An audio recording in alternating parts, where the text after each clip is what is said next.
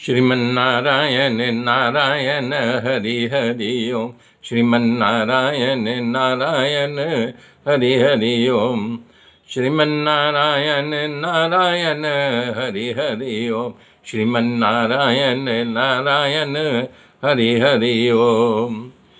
मेरे मित्रों, राजा परीक्षित प्रश्न कर रहे हैं सुखदेव जी से कि क्या कारण है देवताओं के आचार्य बृहस्पति देव किस कारण से देवताओं के गुरु पद को छोड़ दिया था और देवता लोग किस कारण से बृहस्पति देव का अपमान किया था। इस कथा का विस्तार करते हुए श्री सुखदेव जी कह रहे हैं कि हे राजन, बात ऐसी है, इंद्र महाराज जो जब तीनों लोकों का राज्य मिल गया तो उनको अहंकार आ गया, अभिमानी हो गए। उनके अंदर धर्म की मर्यादा और सदाचार का मूल्यांकन घट गया। हे राजन, एक बार स्वर्ग में देवताओं की सभा हुई, सारे देवता आए, जिसमें बता रहे हैं लोकपालों, दिक्पालों, वसुओं, रुद्रों सब एकत्रित हुए। इंद्र महाराज को ऊंचा आसन पर उनकी पत्नी शची के साथ बैठाया गया तो उनको बड़ा अभिमान आ गया कि आज मैं उच्च पद पर आसीन हूँ, हमारे समान दूसरा कोई नहीं। इतने में बृहस्पति देव का आगमन हुआ कि चलो हमारा जो है शिष्य जो है आज राजा बना हुआ है, चले। लेकिन इंद्र बृहस्पति देव को स्वागत जबान से भी नहीं किया, उठने की क्या बात नहीं, वो प्रणाम भी नहीं किया, बैठे बैठे भी नहीं, न कुछ शब्द कहा। बृहस्पति देव ठगे के ठगे रह गए। उन्होंने बोला कुछ नहीं, तुरंत दुखी होकर के वापिस निकल गए। उनको वापिस जाता देख करके सब लोग दुखी हो गए।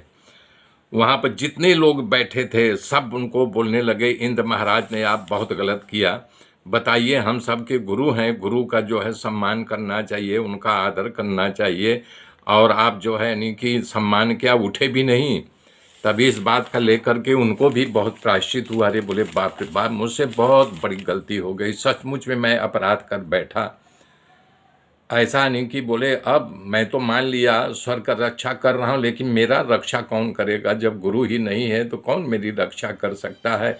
ऐसा विचार करके देवताओं के गुरु बृहस्पति को ढूंढने के लिए अथक प्रयास किए, परंतु गुरुदेव जी मिले नहीं। असुरों की इसकी जानकारी हो गई तो शुक्राचार्य जी कहने से उन्होंने स्वर्ग पर चढ़ाई कर दिया, सभी देवताओं को परास्त। असुरों की इसकी जानकारी हो गई तो शुक्राचार्य जी कहने से उन्होंने स्वर्ग पर चढ़ाई कर दिया, सभी देवताओं को परास्त करके स्वर्ग का राज अपने कब्जे में कर लिया। घबराए हुए देवता जो है ब्रह्मा जी के पास भाग के गए और इंद्र महाराज को भी साथ में लेके गए। ब्रह्मा जी की स्तुति की। ब्रह्मा जी देवताओं को ये देख करके दुखी हो गए और उन्हें कहना शुरू किया कि हे देवताओं, बड़ी दुख की बात है, तुम लोग सचमुच में खूब खराब बर्तन किया है।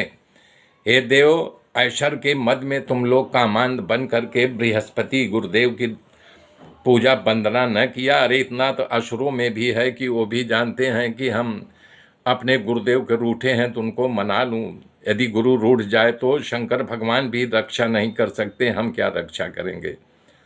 हाँ, तुम लोगों ने बहुत गलती किया, इसलिए तुम्हारा राज्य छिन गया। हमको डर है कि हमारा ब्रह्मलोक भी न छिन ले, कारण सारे जो है असुर जो है शुक्राचार्य के अधीन हैं। हे देवता, असुर जो चाहे वो कर सकते हैं, जल्दी से किसी एक ब्रह्मनिष्ठ ब्राह्मण को जो है अपने गुरु के पद पर आसीन करो, तभी तुम लोगों का कल्याण होगा। इंद्र आदि देवताओं ने कहा कि पृथ्वी पर ब्रह्मनिष्ठ ब्राह्मण कोई है क्या? तो ब्रह्मा जी ने कहा पृथ्वी बिना ब्रह्मनिष्ठ ब्राह्मण के थोड़े ही टिकी रहेगी। देवताओं ने कहा अच्छा, एकाध ब्रह्मनिष्ठ ब्राह्मण का पता मुझे बताइए ताकि हम उन ढूंढना न पड़े, उनके पास जा करके उनसे अनुनय विनय करके अपना गुरुपद उनको सौंपे। तब ब्रह्मा जी ने कहा कि देखो, तुम लोग जो है तुष्टा के पुत्र विश्वरूप के पास जाओ, वो तपस्वी महासैमी है, उनकी सेवा करो, परंतु उनका जो असुर स्वभाव है, वो असुरों को भी उनका नाती रिश्तेदारी है, उसको तुमको जो है थोड़ा क्षमा करना पड़ेगा, लेट गो करना पड़ेगा, उस पर ध्यान देना नहीं पड़ेगा, तभी तुम्हारा काम बनेगा। सुखदेव जी ने इस प्रकार ब्रह्मा जी के आज्ञा दिया तो देवताओं को, इंद्र को साथ लेकर के त्वष्टा के पुत्र विश्वरूपा के पास पहुंच गए। मेरे मित्रों, मेरे साथ बने रहिए, आगे की गाथा कल जोड़ूंगा। तब तक के लिए जय श्री राम, जय श्री राम, जय श्री राम।